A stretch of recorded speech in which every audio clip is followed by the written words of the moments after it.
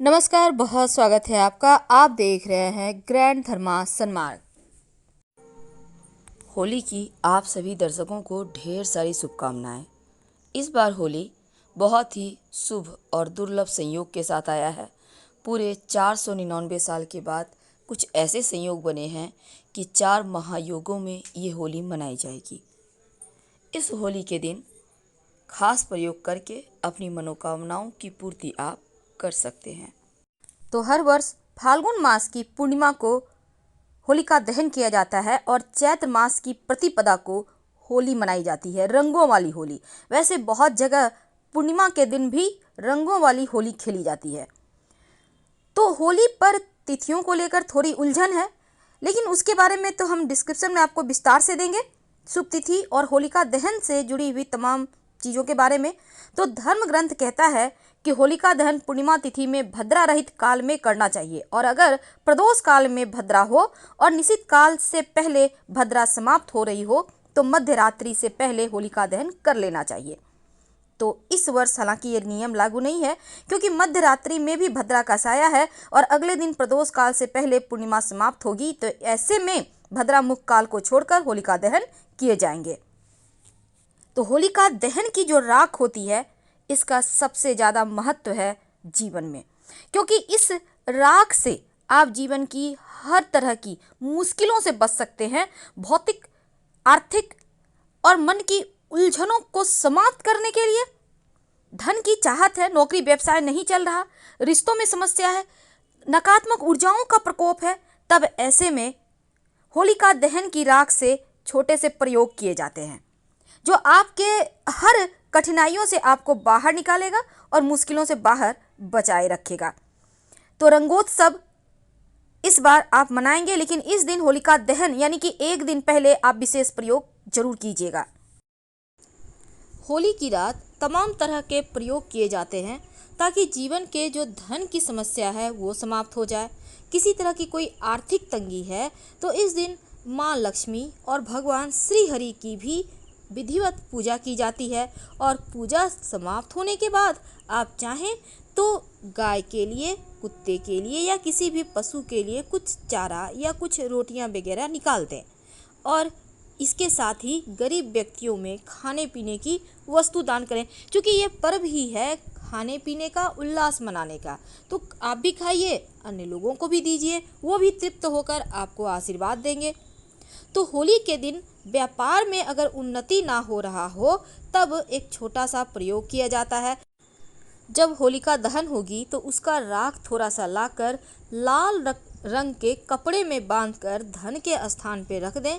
आप व्यापारी हैं, अपने गल्ले में रख दें तो आपका धन खींचता है, किसी भी तरह का नकारात्मक प्रभाव को समाप्त कर देता है। और इसके साथ ही कई सारे उपाय किए जाते हैं। तो होली की आप सभी दर्शकों को ढेर सारी शुभकामनाएं। आपके जीवन में ये होली ढेर सारी खुशियां लेकर आए, अभी तक जो तकलीफ झेली है ना वो समाप्त हो जाए।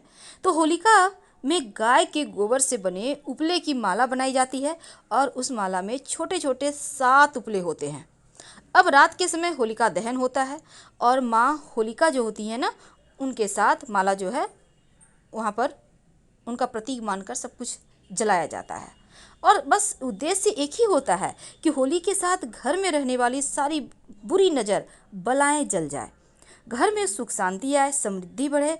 और लकड़ियां और उपलों से बनी इस होलिका दोपहर से ही पूजा शुरू होती है और रात में शुभ मुहूर्त में जलाई जाती है।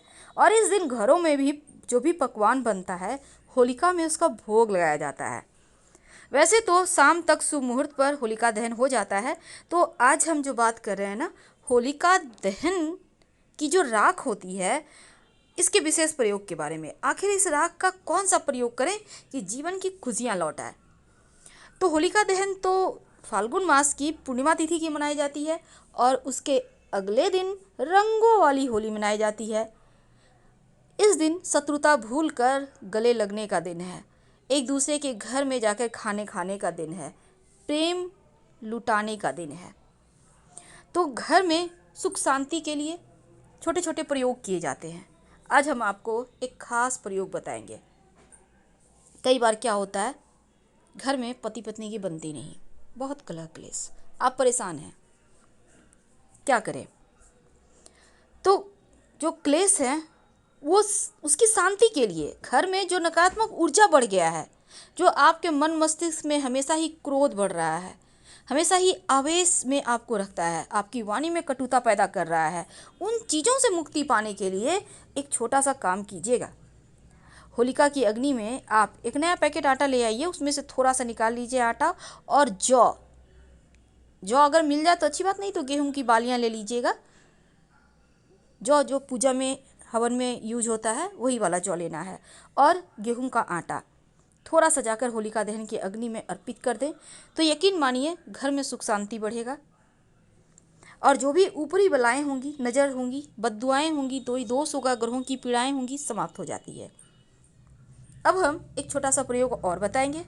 कई बार क्या होता है ना, आप खूब मेहनत करो, दिन रात मेहनत करो, पर आपका व्यापार में बरकत ही नहीं होता, लगता है जैसे किसी की नज़र लग गई है, चलती ही नहीं। पास वाली दुकान में ग्राहक आते हैं, आपके यहाँ नदारद आते भी हैं, सामान के बारे में पूछ के चले जाते हैं, क्या करेंगे? तो होलिका दहन के दिन एक छोटा सा काम करें, एक पीला रंग का कपड़ा ले लें। अब काली हल्दी तो आपको पता होगा, जैसे पीला हल्दी होता है ना गांठ वाली, वैसे ही आपको पूजा पाठ की सामग्री के दुकान में मिल जाएगा या जड़ी बूटी के दुकान में मिल जाएगा काली हल्दी। अब इस काली हल्दी को उस पीले कपड़े में रखें, इसके साथ ही 11 गोमती चक्र रखें। अगर गोमती चक्र 11 ना हो तो एक भी रख सकते हैं, कोई दिक्कत नहीं है। और एक चांदी का सिक्का रखने का विधान है, लेकिन कोई दिक्कत नहीं है। आप एक सिक्का, वैसे चांदी का भी 1 ग्राम का सिक्का मिलेगा, लेकिन आप 1 रुपये का सिक्का भी रख सकते हैं, और इसको सबको एक साथ रखकर होलिका की अग्नि में 3 परिक्रमा करने के बाद या 5 परिक्रमा करने के बाद डाल दें। हाथ जोड़कर प्रणाम करें, अपनी मन्नत कहें और फिर अपने घर आ जाएं।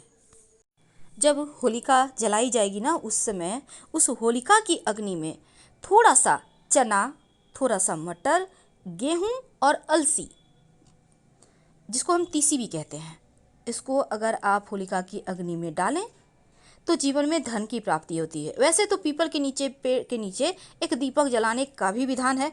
ऐसा करने से अगर होलिका दहन की शाम में आप करते हैं तो जीवन में धन की समस्या परेशान नहीं करती।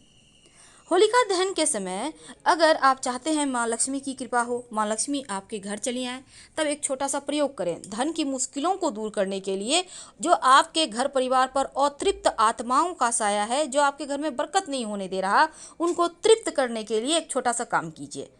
होलिका के अग्नि में कुछ दाने सरसों, आप लाल वाला सरसों या पीला वाला कोई भी सरसों यूज कर सकते हैं, उसमें डाल दीजिएगा।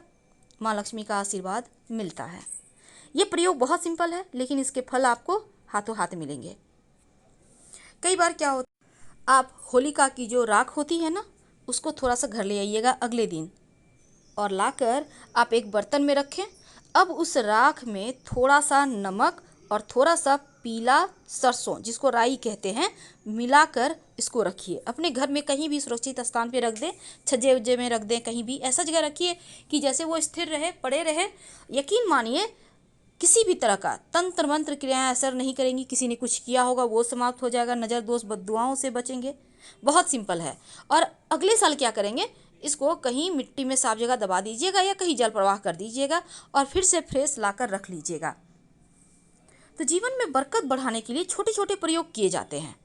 होलिका की जो राख होती है ना, अपने आप में बहुत सारी चमत्कारिक परिणाम लेकर आती है।